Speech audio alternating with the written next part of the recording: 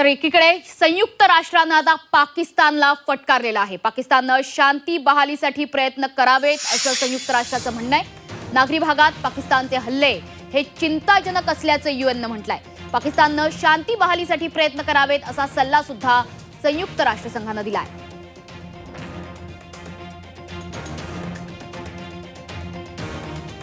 तर नागरी भागात पाकिस्तानचे हल्ले हे चिंताजनक असल्याचं यूएनचं म्हणणं आहे। संयुक्त राष्ट्रानं पाकिस्तानला फटकारलेला आहे। पाकिस्ताननं शांती बहालीसाठी प्रयत्न करावेत असं संयुक्त राष्ट्रांचं म्हणणं आहे। त्यामुळे एका प्रकारे भारताच्या बाजूची भूमिका संयुक्त राष्ट्रानं घेतलेली आहे। भारतासाठी ही सर्वात महत्त्वाची बाब, कारण संयुक्त राष्ट्रानं आता थेट पाकिस्तानलाच फटकारलेला आहे। पाकिस्ताननं शांतीसाठी प्रयत्न आधी करायला हवेत असा सल्ला सुद्धा संयुक्त राष्ट्रानं दिलेला आहे। नागरी भागात पाकिस्ताननं हल्ले थांबवावेत, नागरी भागांमध्ये पाकिस्ताननं हल्ले करू नयेत असा सल्ला संयुक्त राष्ट्राचा आहे।